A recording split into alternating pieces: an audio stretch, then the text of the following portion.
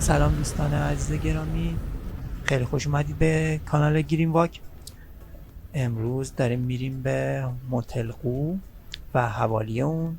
میدونی که موتل قو در استان مازندران در شهر سلمانشهر نزدیکی شهر رامسر قرار گرفته و یکی از جاذبه های دیدنی شمال کشور به حساب میاد این موتل قو و سر زبان زده همه کسایی که میان اینجا از اینجا یه تعریف خاصی دارن.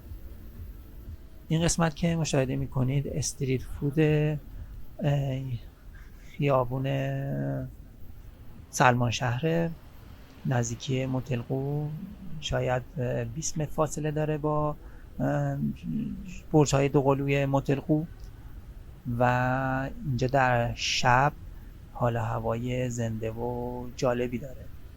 بعد از اینجا یه سری میریم به برج‌های دوقلو و از اونجا هم دیدن میکنیم.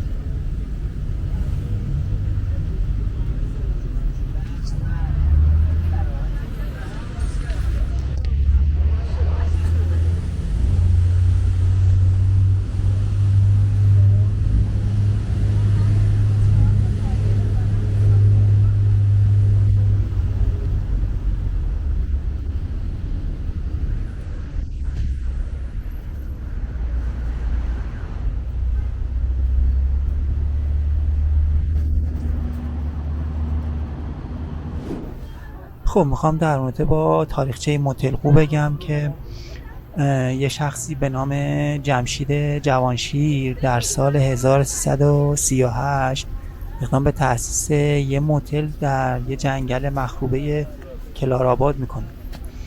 اول تصور نمیکرد که این موتل یه نقش خیلی مهمی در این منطقه ایفا میکنه و اون فقط از تماشای قوهای فراوان که تو اون منطقه بود خوشش اومده بود و حال کرده بود دیگه از قو. بعد اسم موتلشو به نام موتل قو گذاشت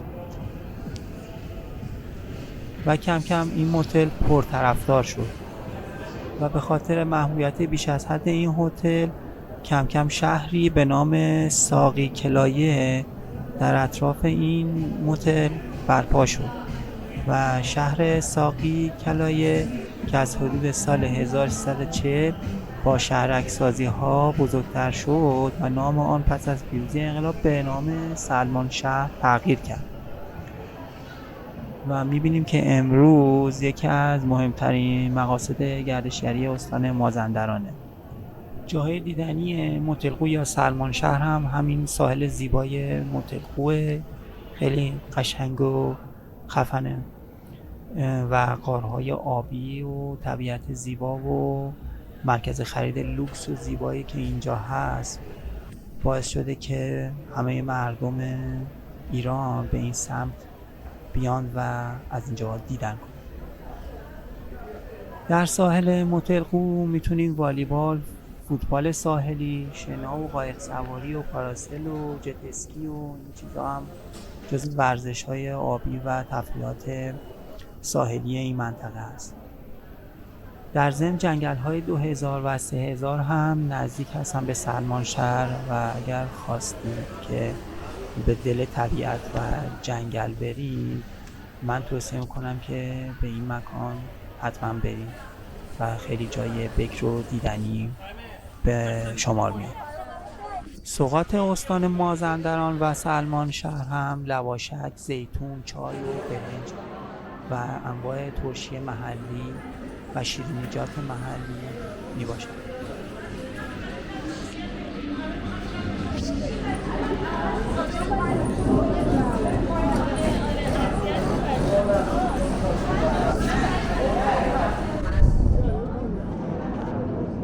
کلون با الکل زدم